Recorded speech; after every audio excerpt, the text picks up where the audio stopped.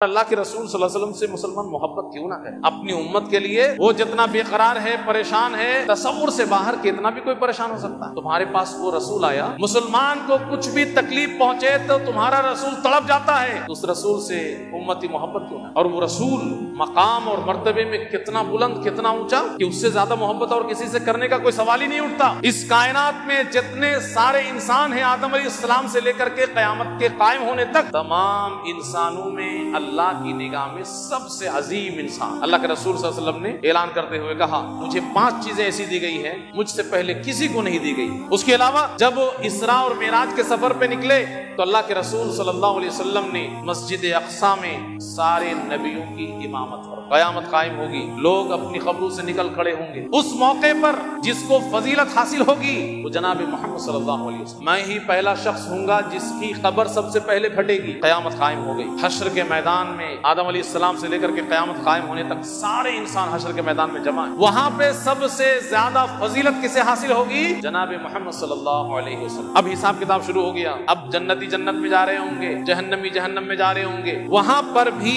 فضیلت کسے ملے گی؟ جناب محمد صلی اللہ علیہ وسلم۔ سب سے پہلے جنت کا دروازہ کھٹکھٹانے والے جناب محمد صلی اللہ علیہ وسلم۔ اب ہمیشہ کی زندگی میں لوگ رہیں گے اور وہاں پہ خوش نصیب کون ہوں گے؟ جو جنت میں جائیں گے۔ لیکن جنت میں بھی مقام اور مرتبہ الگ الگ۔ اللہ کے رسول فرماتے ہیں جنت کے سب سے اونچے مقام اور مرتبے کا نام وسیلہ ہے۔ 1 نمبر والی جنت، اس کا نام وسیلہ ہے۔ اس میں صرف ایک آدمی جائے گا، مجھے امید ہے کہ وہ آدمی میں ہی ہوں۔ اس زندگی میں بھی اللہ کے رسول صلی اللہ علیہ وسلم سب سے عظیم ہے۔ اب اتنے عظیم انسان سے محبت نہ کریں، ان کے لیے اپنی جان قربان نہ کریں، ان کے لیے سر پہ کفن نہ باندھیں تو پھر کیا کریں؟ تو مسلمانوں کے لیے یہ بے حد غیرت کی بات ہو جاتی ہے جب کبھی بھی کوئی شان رسالت میں گستاخی کرتا ہے کہ مسلمان خاموش بیٹھ جائے گا، یہ ممکن ہی نہیں ہے۔ اس لیے حکومت کے ذمہ داروں کی یہ ذمہ داری ہے کہ اس اہم مسئلے کو بہت نازک اور حساس مسئلہ ہمیشہ سمجھے، اور کوئی بھی شخص شان رسالت میں گستاخی کے لیے زبان کھولتا ہے تو حکومت کی ذمہ داری ہے کہ پہلی فرصت میں ایسے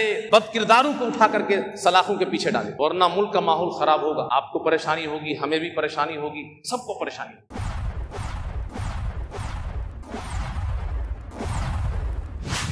ان الحمد لله نحمده ونستعينه ونستغفره ونعوذ بالله من شرور انفسنا ومن سيئات اعمالنا، من يهده الله فلا مضل له ومن يضلل فلا هادي له، واشهد ان لا اله الا الله وحده لا شريك له، واشهد ان محمدا عبده ورسوله، اما بعد فاعوذ بالله من الشيطان الرجيم، بسم الله الرحمن الرحيم، ان الذين يؤذون الله ورسوله لعنهم الله في الدنيا والآخرة وأعد لهم عذابا مهينا۔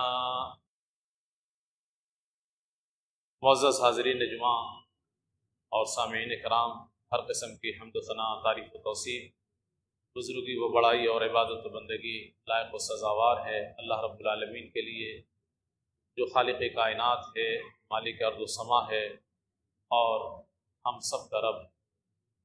اور درود و سلام نازل ہو تمام نبیوں اور رسولوں پر، خاص طور پر آخری رسول جناب محمد صلی اللہ علیہ وسلم پر بے شمار درود و سلام نازل ہو۔ اللہم صلی علیہ وبارک وسلم۔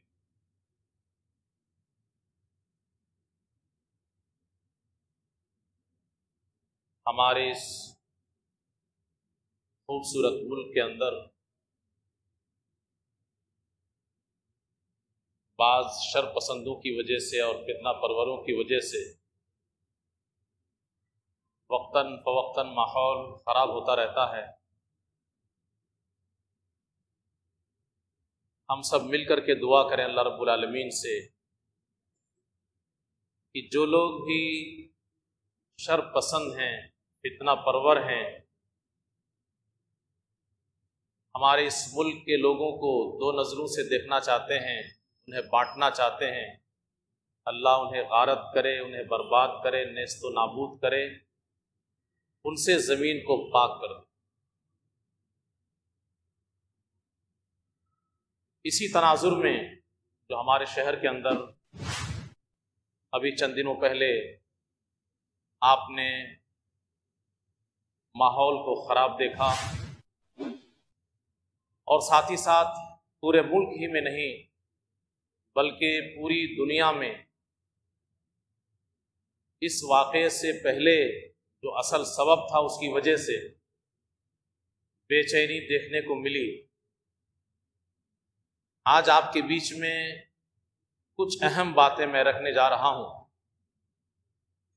اور خاص طور پر اس مقصد سے باتیں رکھنے جا رہا ہوں کہ ہمارے اس ملک کے لیڈران کو، ہمارے ملک کے عہدیداران اور افسران کو سمجھ میں آئے کہ یہ معاملہ کتنا سنگین ہے اور اس کا نتیجہ کتنا خراب کبھی بھی ہو سکتا ہے۔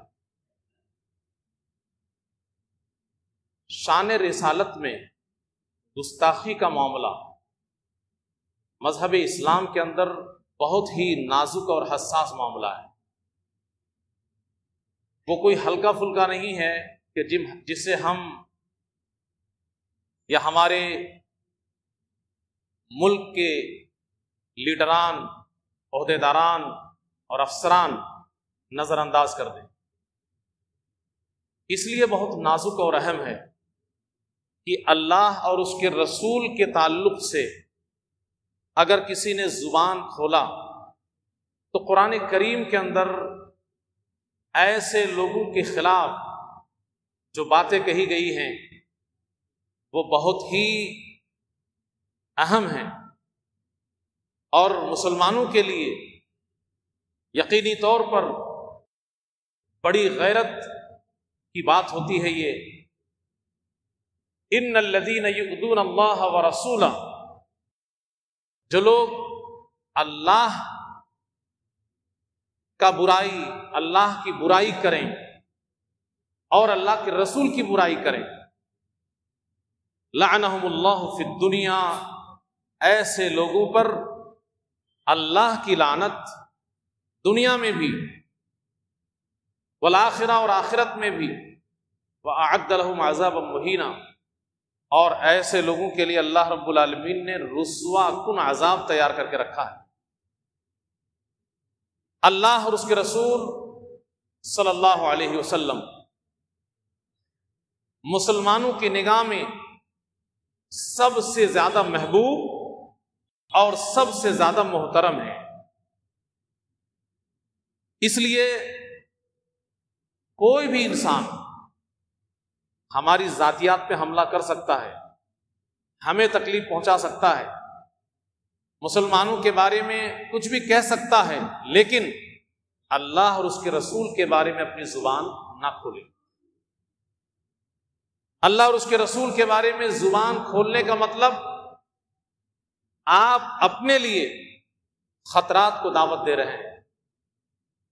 دنیا میں اس کے لیے اللہ کی لعنت اس طریقے سے کہ اللہ کے رسول صلی اللہ علیہ وسلم کی شان میں گستاخی کرنے والے کی سزا، چاہے وہ مسلمان ہو، چاہے وہ کسی اور دین اور مذہب کا ماننے والا، اس کی سزا موت ہے۔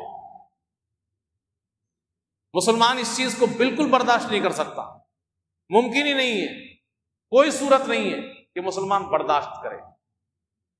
اور یہ یک طرفہ معاملہ نہیں ہے کہ اسلام نے اللہ اور اس کے رسول کے شان میں گستاخی کرنے والے کے سلسلے میں سخت بات کہی ہے اور مسلمانوں کو چھوٹ دی ہو کہ دوسروں کے جذبات کا احترام نہ کرے، ایسی بات نہیں۔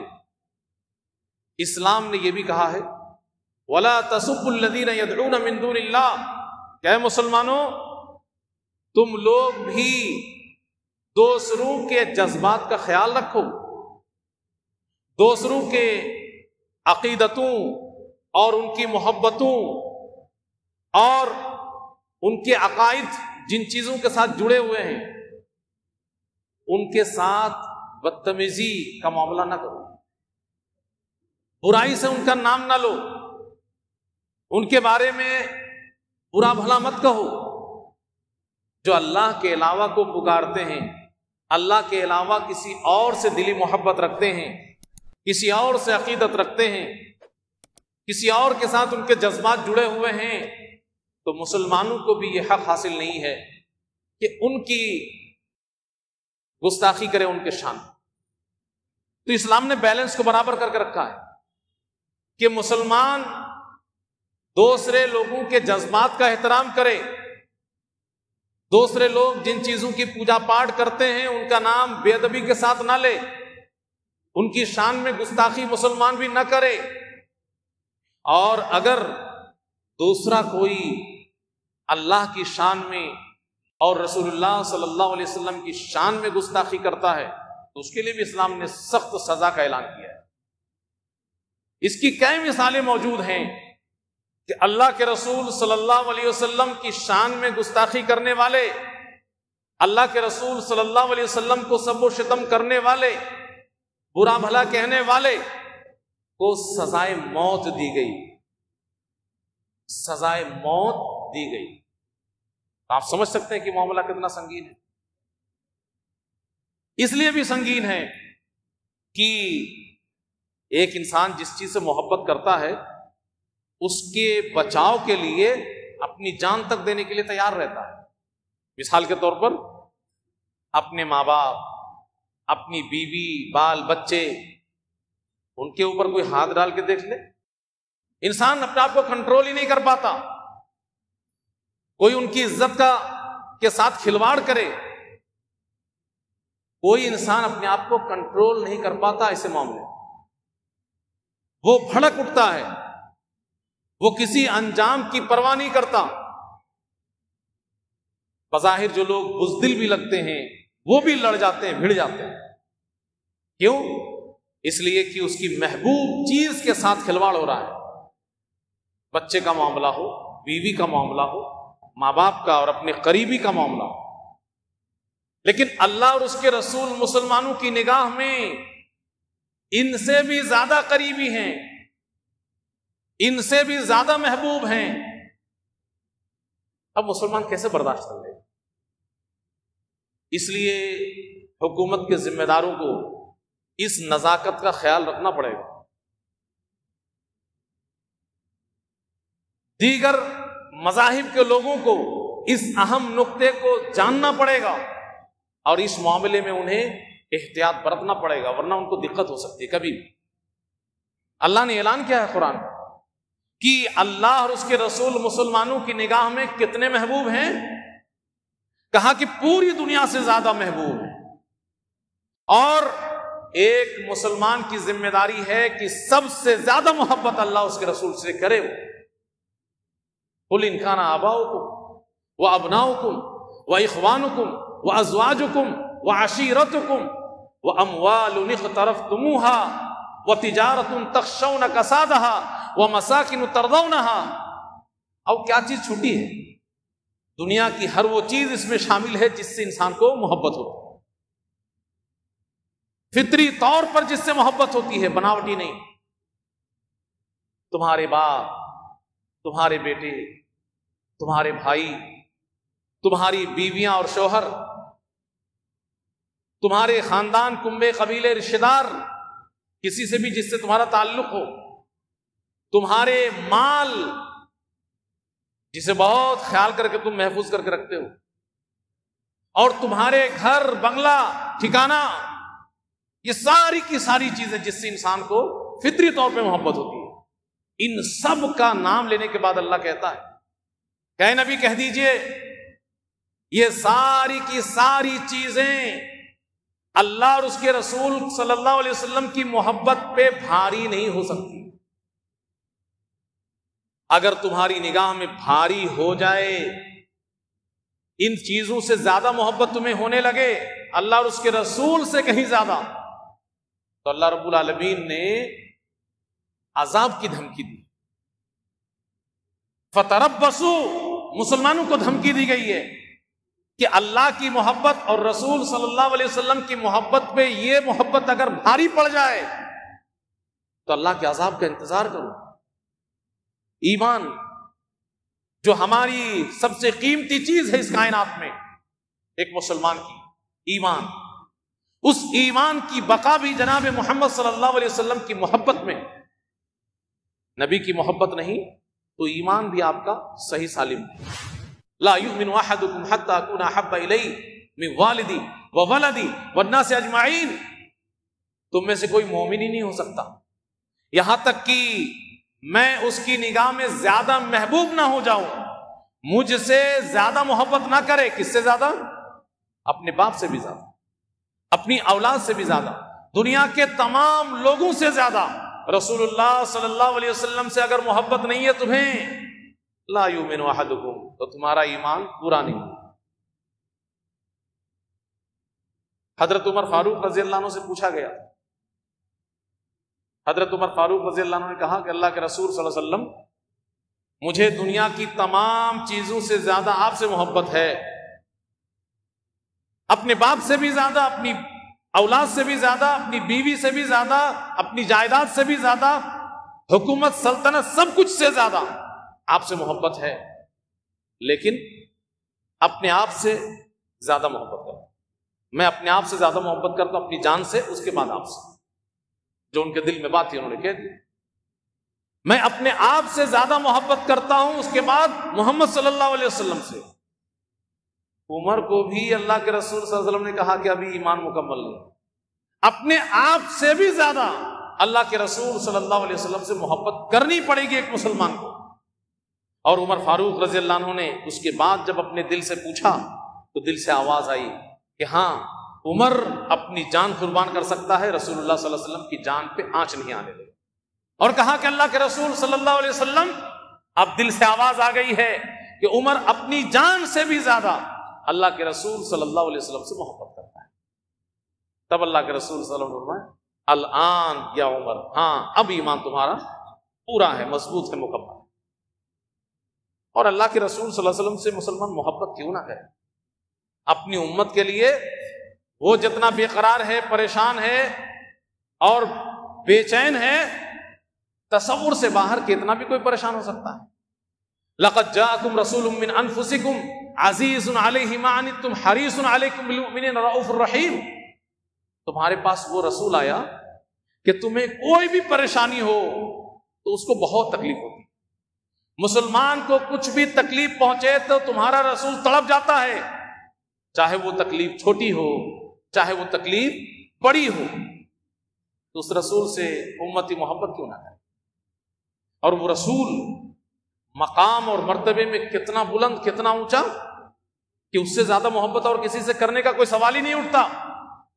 اس کائنات میں جتنے سارے انسان ہیں، آدم علیہ السلام سے لے کر کے قیامت کے قائم ہونے تک، تمام انسانوں میں اللہ کی نگاہ میں سب سے عظیم انسان، سب سے افضل انسان، اللہ کے رسول صلی اللہ علیہ وسلم نے اعلان کرتے ہوئے کہا، اعطیت خمسا، مجھے 5 چیزیں ایسی دی گئی ہیں، لم یعطہن احد قبلی، مجھ سے پہلے کسی کو نہیں دی گئی.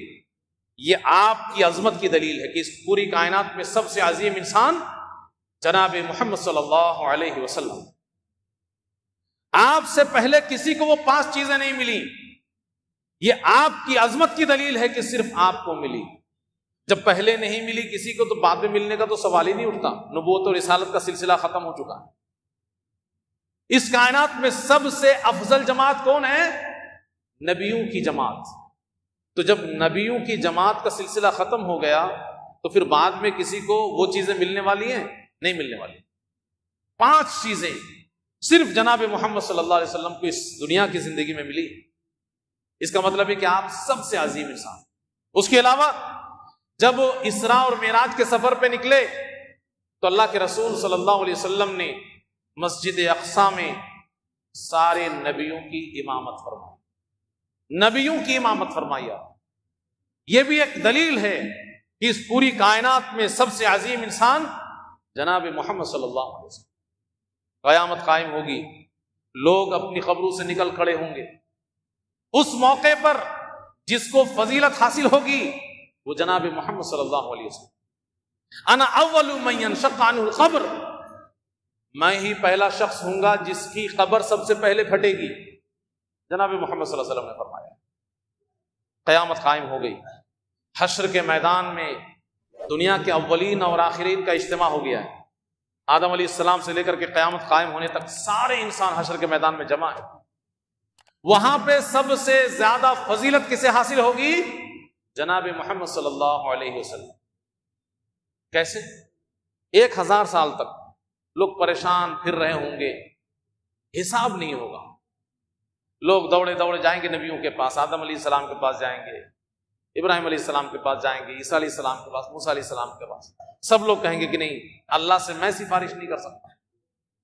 سب لوگ سفارش کرنے سے کترائیں گے، لیکن جناب محمد صلی اللہ علیہ وسلم سفارش کریں گے، سجدے میں گر پڑیں گے، اور اللہ کہے گا کہ محمد سر اٹھا اور پوچھ.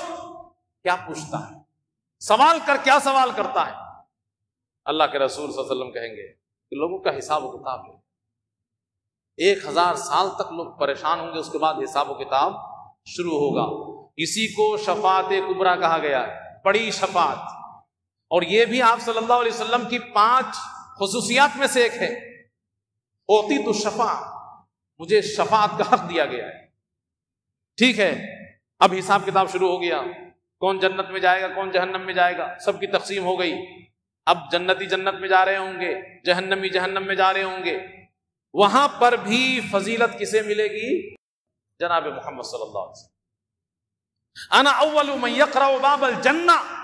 اللہ کے رسول صلی اللہ علیہ وسلم فرماتے ہیں کہ میں ہی سب سے پہلا شخص ہوں گا جو جنت کا دروازہ کھٹکھٹائے گا. سب سے پہلے جنت کا دروازہ کھٹکھٹانے والے جناب محمد صلی اللہ علیہ وسلم. وہاں پر بھی آپ سب سے آگے. اب اس کے بعد لوگ جنت میں چلے گئے، لوگ جہنم میں چلے گئے. اب ہمیشہ کی زندگی میں لوگ رہیں گے، ہمیشہ کی زندگی، ابدی زندگی. اور وہاں پہ خوش نصیب کون ہوں گے؟ جو جنت میں جائیں گے. لیکن جنت میں بھی مقام اور مرتبہ الگ الگ ہے، مرتبے بنے ہوئے ہیں. کوئی چھوٹی جنت میں رہے گا، کوئی بڑی جنت میں رہے گا، وغیرہ وغیرہ. تو سب سے اوپر والی جنت میں کون رہے گا؟ سب سے اوپر والے درجے میں اللہ کے رسول صلی اللہ علیہ وسلم. ابدی زندگی میں بھی جناب محمد صلی اللہ علیہ وسلم کو فضیلت حاصل ہے. آپ صلی اللہ علیہ وسلم فرماتے ہیں صلی اللہ علیہ الوسیلہ، لوگوں میرے لیے اللہ سے وسیلہ مانگو. لوگوں میرے لیے اللہ سے وسیلہ مانگو. اللہ کے رسول صلی اللہ علیہ وسلم سے صحابہ عرض کرتے ہیں کہ یہ وسیلہ کیا چیز ہے؟ وسیلہ سمجھ میں نہیں آیا. اب ہمارے بہت سارے بھائی ہیں جو وسیلہ کا صرف ایک ہی مطلب سمجھتے ہیں. یہ صحیح نہیں ہے. وسیلہ کے کئی مطلب ہیں، ان میں سے ایک یہ بھی ہے کہ صحابہ کرام کو بھی سمجھ میں نہیں آیا کہ کون والا وسیلہ بول رہے ہیں. تو قرآن حدیث میں کہیں پر بھی وسیلہ مل جائے تو اپنی طرف موڑ لو، ایسا صحیح نہیں. اللہ کے رسول صلی اللہ علیہ وسلم یہ وسیلہ کیا ہے؟ تو اللہ کے رسول فرماتے ہیں اعلی درجۃ فی الجنہ، جنت کے سب سے اونچے مقام اور مرتبے کا نام وسیلہ ہے. 1 نمبر والی جنت، اس کا نام وسیلہ ہے. اس میں صرف ایک آدمی جائے گا، وہ ارجو ان اکون انا ہوا، مجھے امید ہے کہ وہ آدمی میں ہی ہوں. لیکن تم لوگ بھی طاقت لگاؤ. امید ہے، امید کا لفظ بول رہے نا، اسی لیے کہہ رہے تم لوگ بھی اللہ سے بولو کہ اللہ مجھے دے دے. اسی لیے تو ہم لوگ جب مؤذن اپنی اذان سے فارغ ہوتا ہے تو درود ابراہیمی پڑھنے کے بعد جب دعا پڑھتے ہیں تو اس میں کیا کہتے ہیں؟ آت محمد الوسیلہ، محمد صلی اللہ علیہ وسلم کو اللہ مقام وسیلہ دے دے.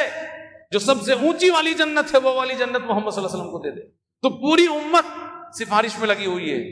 ہر نماز کے بعد، ہر نماز کے اذان کے وقت ہم اپنی زبان سے اللہ کے رسول کے لیے اللہ سے مانگتے ہیں کہ اللہ بتائیے اتنے سارے لوگ مانگ رہے ہیں، اللہ نہیں دے گا. وہ ارجو ان اکون انا ہوا، وہ وسیلہ مجھے امید ہے کہ مجھے ہی ملنے والا ہے وہ. تو بتائیے اس زندگی میں بھی اللہ کے رسول صلی اللہ علیہ وسلم سب سے عظیم انسان. اب اتنے عظیم انسان سے محبت نہ کریں، ان کے لیے اپنی جان قربان نہ کریں، ان کے لیے سر پہ کفن نہ باندھیں، تو پھر کیا کریں؟ تو مسلمانوں کے لیے یہ بے حد غیرت کی بات ہو جاتی ہے جب کبھی بھی کوئی شان رسالت میں گستاخی کرتا ہے کہ مسلمان خاموش بیٹھ جائے گا. یہ ممکن ہی نہیں ہے. اس لیے حکومت کے ذمہ داروں کی یہ ذمہ داری ہے کہ اس اہم مسئلے کو بہت نازک اور حساس مسئلہ ہمیشہ سمجھے، اور کوئی بھی شخص شان رسالت میں گستاخی کے لیے زبان کھولتا ہے تو حکومت کی ذمہ داری ہے کہ پہلی فرصت میں ایسے بد کرداروں کو اٹھا کر کے سلاخوں کے پیچھے ڈالے، ورنہ ملک کا ماحول خراب ہوگا، ملک کا ماحول خراب ہوگا، آپ کو پریشانی ہوگی، ہمیں بھی پریشانی ہوگی، سب کو پریشانی ہوگی۔ اسلام بھی یہی کہتا ہے کہ دوسروں کے بزرگوں کے ساتھ، دوسروں کے معبودوں کے ساتھ ادب کا معاملہ کرو۔ ان کے عقیدے غلط ہیں لیکن ان کو بھڑکاؤ نہیں، ان کے سلسلے میں بدتمیزی مت کرو، بد زبانی مت کرو، گالی گلوچ مت کرو، برائی نہ کرو ان کی۔ اور اسلام یہ بھی کہتا ہے کہ کوئی دوسرا اللہ اور اس کے رسول کی شان میں گستاخی نہ کرے ورنہ اس کا انجام بڑا برا ہو۔ اب آگے چلتے ہیں ذرا سا کہ اسلام عدل کی بات کرتا ہے، عدل، انصاف۔ سب سے بڑی دقت یہی ہے، لوگ اصل مجرم کو پیچھے چھوڑ دیتے ہیں، دوسرے مدعے اور ایشوز کو ہوا دے دیتے ہیں۔ اصل چیز ہے کہ انصاف ہونا چاہیے۔ اگر کوئی مسلمان مجرم ہے تو اس کو سزا دینی چاہیے، کوئی شک نہیں، اور اگر کوئی دوسرا مجرم ہے اس کو بھی سزا ہونی چاہیے۔ عدل اور انصاف کو قائم ہونا چاہیے۔ اگر عدل اور انصاف قائم ہوگا تو ملک میں امن و امان بحال ہوگا اور ہمارا ملک ترقی کرے گا، اور اگر ظلم ہوگا تو ظلم کی عمر لمبی نہیں ہے، اور ظالم حکومت کو ایک دن ختم ہونا ہی ہونا ہے، اور ظالم کے خلاف اٹھ کھڑے ہونے کے لیے اسلام نے ہمیں کہا ہے۔ میں کہہ رہا ہوں کہ کچھ اہم باتیں آج آپ کے سامنے رکھنے جا رہا ہوں، اور وہ اہم باتیں ہم مسلمانوں کے لیے بھی اہم ہیں، وہ تو ہمارے لیے ہیں ہی، لیکن دیگر غیر مسلم بھائیوں تک یہ آواز پہنچانا چاہتا ہوں کہ ہماری آواز دوسروں تک پہنچے، حکومت کے ذمہ داروں تک پہنچے، افسران تک پہنچے کہ آپ جس چیز کو نظر انداز کرتے ہیں یہ نظر انداز کرنے والی چیز نہیں، یہ بہت حساس اور نازک معاملہ ہے۔ آپ اپنی طاقت کا استعمال کر کے اس کو روک نہیں پائیں گے۔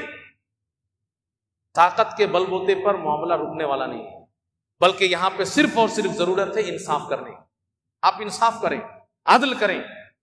اگر عدل نہیں کریں گے تو اسلام نے یہ کہا ہے، ایک تو اللہ کی طرف سے مار پڑے گی اور ظالموں کو اس کا انجام بھگتنا پڑے گا، دوسرا ہم مسلمانوں کی خاص طور پہ ذمہ داری ہے کہ ہم ظالموں کے خلاف اٹھ کھڑے ہوں گے، ہم بیٹھیں گے نہیں۔ ظالموں کے خلاف اٹھنے کے لیے ہمیں اسلام نے کہا ہے اور وہ ہماری ایک ذمہ داری ہے۔ انصر اخاک ظالما او مظلوما، اپنے بھائی کی مدد کرو چاہے وہ ظالم ہو کر کے ہو چاہے مظلوم ہو کر۔ صحابہ نے کہ اللہ کے رسول صلی اللہ علیہ وسلم، مظلوم کی مدد تو سمجھ میں آتی ہے کہ ایک آدمی مظلوم ہے، کسی نے ظلم کیا تو اس کی مدد کی جائے، اس کا سہارا بنا جائے، اس کے ساتھ کھڑا ہوا جائے، لیکن ظالم کی مدد کیسے ہوگی؟ تو اللہ کے رسول صلی اللہ علیہ وسلم نے فرمایا کہ تاخذ فوق یدی، ظالم کا ہاتھ روکو، ظلم کرنے سے اس کو باز رکھو۔ تو ہم ظلم برداشت کرنے والے لوگ نہیں، ہمیں یہ سکھایا ہی نہیں گیا ہے کہ ہم ظلم برداشت کریں، ہاں لیکن ہمیں یہ بھی نہیں سکھایا گیا کہ ہم کسی کے اوپر ظلم کریں۔ ظلم کرنے سے بھی اسلام نے روکا ہے۔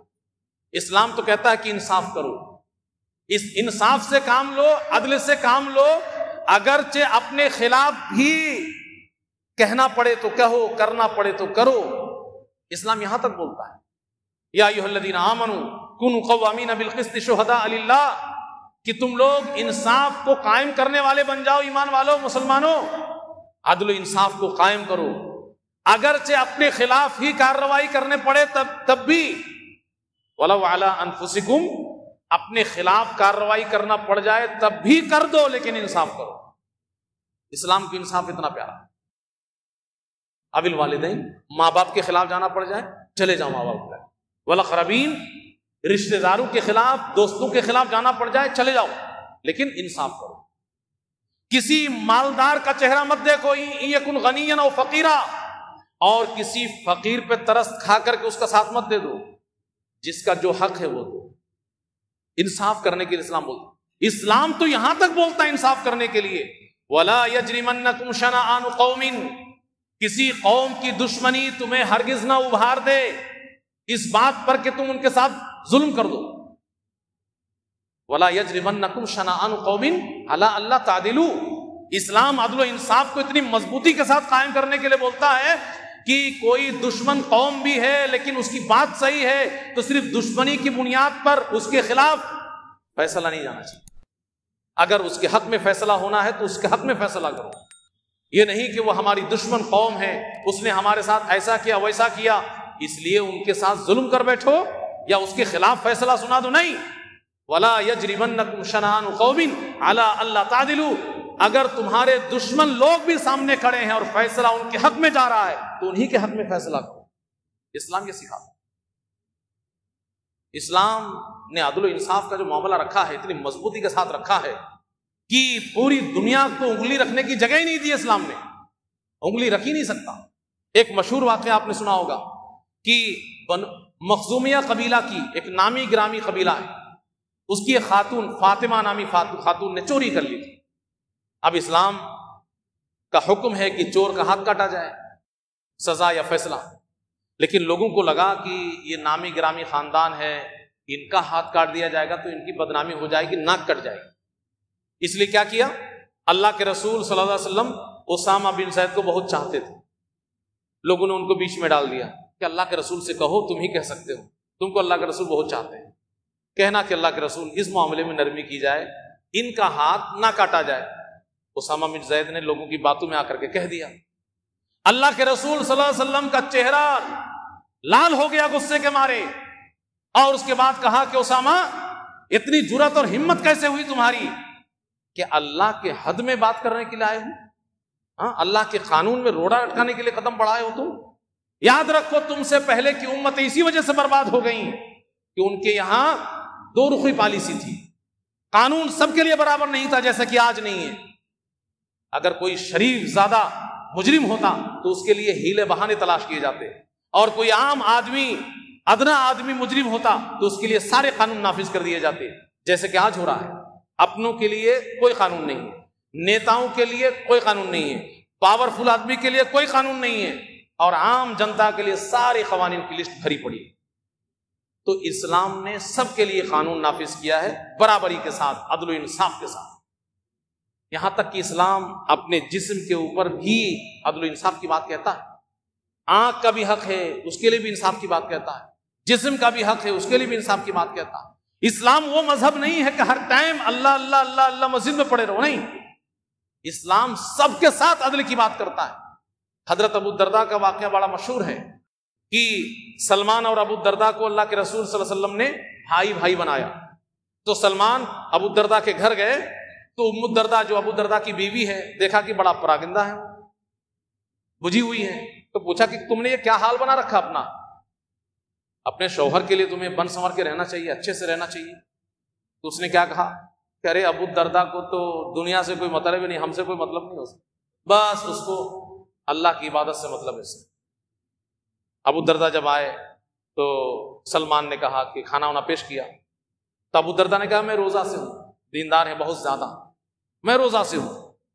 تو سلمان نے کہا کہ بھائی اگر تم نہیں کھاؤ گے تو ہم بھی نہیں کھائیں گے, نفلی روزہ, تم نہیں کھاؤ گے تو ہم بھی نہیں کھائیں گے. اب بھائی بنا دیے گئے تھے, محبت بھی تھی, مجبوری میں روزہ توڑ کر کے کھانا کھا لیا. رات آئی. اب رات میں جب سونے کے لیے سب چل پڑے تو دیکھ رہے ہیں کہ ابو الدرداء جا رہے ہیں نماز پڑھنے کے لیے. تو سلمان نے کہا کہ چلو بیٹھو, سو میرے ساتھ. سوئے. پھر کچھ وقت گزرا, پھر اٹھے. پھر ابو الدرداء کو سلمان نے روکا کہ چلو سو. جب رات کا آخری پہر تھا تب خود سلمان نے کہا کہ چلو اب اٹھو نماز پڑھو, میں بھی نماز پڑھتا ہوں, تم بھی نماز پڑھو. پھر کہا کہ اے ابو الدرداء, اللہ کا بھی حق ہے تمہارے اوپر, اور صرف اللہ ہی کا حق نہیں ہے, تمہاری بیوی کا بھی حق ہے, تمہارے جسم کا بھی حق ہے, اور ہر ایک کو اس کا حق پہنچاؤ ورنہ اللہ ناراض ہو جائے گا. صرف اللہ کا حق ادا کرو گے اور حد سے زیادہ اور ان سب کو چھوڑ دو گے, نہیں چلے گا. اللہ کے ساتھ بھی عدل کرو, عام لوگوں کے ساتھ بھی عدل کرو, اپنی جان کے ساتھ بھی عدل کرو. اسلام میں یہ ساری چیزیں سکھائی گئی ہیں. اس وجہ سے ہمیں اور آپ کو اسلام کی ان تعلیمات کو دوسروں تک بھی پہنچانا ہے, اور یہ بتا دینا ہے کہ اگر ظلم کے راستے پہ عام آدمی کوئی چلے, کوئی حکومت چلے, تو اس کو برباد ہونا ہی ہونا ہے.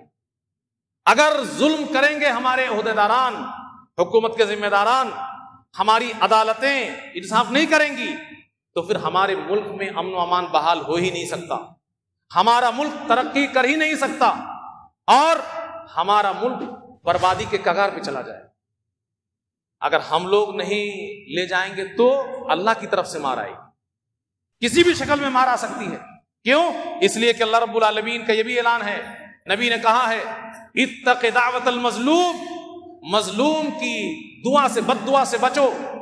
اتق دعوت المظلوم، مظلوم کی بد دعا سے بچو۔ کیوں؟ اس لیے کہ مظلوم نے اگر زبان کھول دی، اللہ سے مانگ لیا کہ اللہ اس کو برباد کر دے، تو برباد ہونا یقینی ہے۔ فَإِنَّهُ لَيْسَ بَيْنَهَا وَبَيْنَ اللَّهِ حِجَابٌ، اس لیے کہ مظلوم کی بد دعا اور اللہ کے بیچ میں کوئی پردہ نہیں ہے، سیدھے ڈائریکٹ اللہ پہ جا کر کے وہ ٹکراتی ہے بد دعا، اور اللہ اسے قبول کرتا ہے اور ظالم کو کیفر کردار تک پہنچاتا ہے۔